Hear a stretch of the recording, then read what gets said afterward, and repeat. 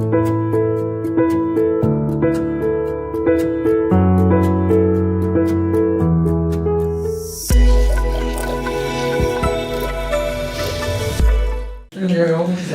Everyone, welcome to pi classes. आज हम start कर रहे हैं चैप्टर 9। चैप्टर 9 स्टार्ट हो चुका है ऑलरेडी, जिसमें आपको एप्लीकेशन ऑफ ट्रिग्नोमेट्री है, जिसमें ट्रिग्नोमेट्री का यूज करना सिखाते हैं। टोटल इसमें 3 टाइप के क्वेश्चन होते हैं। कितने टाइप के क्वेश्चन होते हैं बेटा? 3 टाइप्स के क्वेश्चन होते हैं, जिसमें से 1 टाइप का क्वेश्चन अपन ने पिछली वाली क्लास में करा दिया था। ठीक है, अब हम चल रहे हैं टाइप सेकंड पर। अब बेटा टाइप सेकंड ध्यान से पढ़ना, बहुत इंपॉर्टेंट है, ये जरूर आएगा आपके भैया। ये देखिए बेटा, टाइप टू स्टार्ट कर रहा हूं मैं। टाइप 2 के अंदर क्या होता है? व्हेन नो एंगल्स गिवन, मतलब जब कोई भी एंगल नहीं दे रखा हो उसे टाइप 2 कहेंगे। ठीक है, व्हेन टाइप सेकंड होता है व्हेन टू फाइंड एंगल्स, मतलब हमें एंगल फाइंड करना हो, यानी कि एक भी एंगल नहीं दे रखा भाई साहब। इसमें अपन को क्या कर रहा होगा भैया? एक भी एंगल नहीं दिया होगा, और ये क्वेश्चन तो आपकी बुक में है भी नहीं। ठीक है, ये क्वेश्चन अपन अपनी तरफ से खुद ही बना कर करेंगे सॉल्व। कुल मिलाकर एक ट्राइंगल होगा, राइट एंगल ट्राइंगल, जिसमें 2 लाइंस दे रखी होगी, 2 साइड्स दे रखी होगी। उन दोनों साइड्स को देने के बाद वो किसी भी तरीके से दे सकता है, उसका रेशो दे सकता है, या उनके बीच का कंपैरिजन दे सकता है, या पूरी लाइंस दे सकता है। ठीक है, हाँ जी। तो एक क्वेश्चन लेकर देख लेते हैं, जैसे किस तरह से ये इसमें क्वेश्चंस बनते हैं। ठीक है, एक पेड़ है, क्वेश्चन में बोला है कि if shadow of 1 meter tree, मतलब 1 meter high building, 1 meter high ऊंचा एक पेड़ है, उसकी जो शेडो है वो कितनी है? √3 मीटर है। ठीक है, then find the angle of the सन।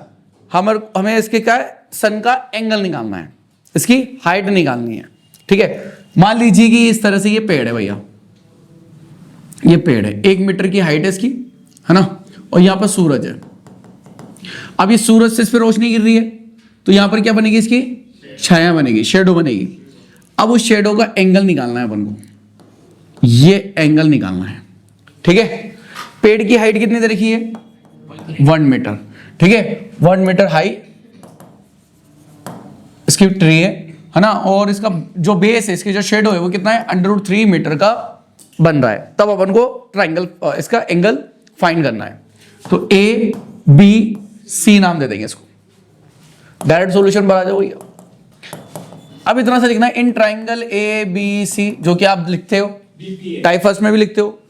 उसमें ना अपन को एक एंगल, एक साइड दे रखी होती है और दूसरी साइड अपन को निकालनी होती है। उन दोनों साइड को अपन कंपेयर करके देखते हैं पंडित बद्री प्रसाद हरिहरी बोल के अंदर, कि वो मैच कर रहा है या नहीं, किससे मैच कर रहा है। उस हिसाब से अपन उसमें सेलेक्ट करते हैं, साइन थीटा लेना है, कोस थीटा लेना है, या टेन थीटा लेना है। तो ध्यान से देखो, इसके अंदर अपन को क्या क्या दे रखा है भाई? परपेंडिकुलर दे रखा है और बेस दे रखा है। तो पंडित बद्री प्रसाद और हरिहरी बोल के अंदर ध्यान से देखो कि क्या आ रहा है भैया?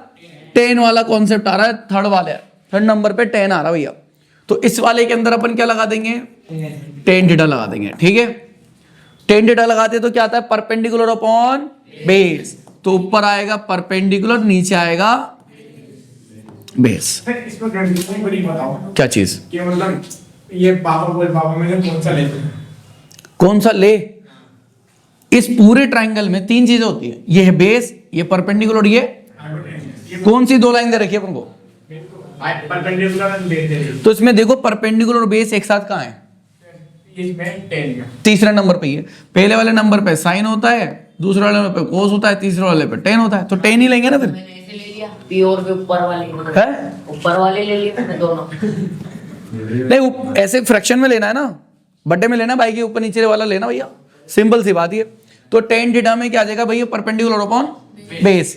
तो 10 का तो 10, थीटा कितना है ही नहीं भाई। टाइप फर्स्ट के अंदर तो एंगल होता है तो वो रख देते हैं, तो यहां पर एंगल ही तो नहीं है, वही तो निकालना है। ठीक है, इक्वल परपेंडिकुलर कितना है इसका? 1, बेस कितना है?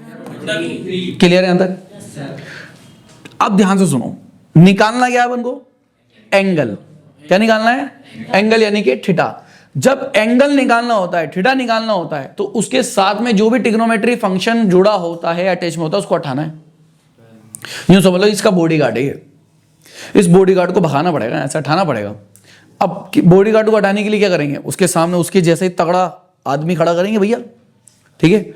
मतलब मैं क्या करूंगा, ये 10 है तो इसके सामने भी 10 ही लाओ। ये जो वैल्यू ना 1/√3, इस 1/√3 को चेक करो कि 10 के अंदर कहां आता है। 30 डिग्री पर। भाई एक उंगली √1 का मतलब है √1 है ना, √1/√3। तो कौन सी उंगली पर आ रहा है ये? 30 डिग्री पर आ रहा है। कहां पर आ रहा है भैया? 30 डिग्री पर आ रहा है। तो मैं यहां लिख सकता हूं 10 30 डिग्री। क्लियर? अब 10 से 10 मान लो कट गया, ऐसे कटता नहीं है लेकिन मान लो कट गया, तो क्या बचा? थीटा इज इक्वल्स टू, ये आंसर हो गया। सर कोस में आता है ना मगर सर समझाने क्या? एक मिनट, कोस में क्या? 1/√3 नहीं, अच्छा 10 में पहली बात तो कोस में आता भी ना तो अपन रखते ही नहीं, क्योंकि अपन को रखना है इसके सामने क्या है? 10। मैंने अभी क्या समझाया, जो 10 है तो 10 ही लाना सामने, साइन है तो साइन ही लाना, कोस है तो कोस ही लाना है सामने। क्यों रहेगा मतलब? कहाँ पर छोड़ा कहाँ है? उससे सोल्व कराना ही लाए ना। बोल के कहना चाह रहा तू रेशनलाइज करवाना चाह रहा है किसका? तो भाई साहब ये आंसर नहीं है, आंसर का रेशनलाइज होता है। आंसर अपना क्या था? थीटा निकालना है, वो निकाल लिया ना, तो फिर क्यों उसमें दिमाग लगा रहा है? हाँ, अब तो बोल आयान। 10 थीटा का तो 10 थीटा, इसकी जगह पर मैंने 10 की वैल्यू रख दी। अरे भैया जब आप 10 30 आता है, इससे पहले क्वेश्चन जब सोल्व कर रहे थे उसमें 10 30 की जगह क्या रख रहे थे आप? 1/√3 रख रहे थे। तो अब की बार अपन ने 1/√3 की जगह 10 30 रख दिया, उल्टा हो गया। वैल्यू भी उल्टी कर सकते हैं ना, रिवर्स। तो उसकी जगह ये रख दिया, 10 से 10 कट गया, थीटा की वैल्यू 30 आ गया। बिल्कुल, मतलब वहां पे काटना मत, टेक्निकली कटता नहीं है ये, टेक्निकली करता नहीं है। बस यूं समझ लो, बस ये 10 हट गया और थीटा की वैल्यू आ गई 30 डिग्री। ये जो चीज है ना, जो कटने वाली चीज है, ये आप 11th में पढ़ोगे इनवर्स ट्रिग्नोमेट्री के अंदर।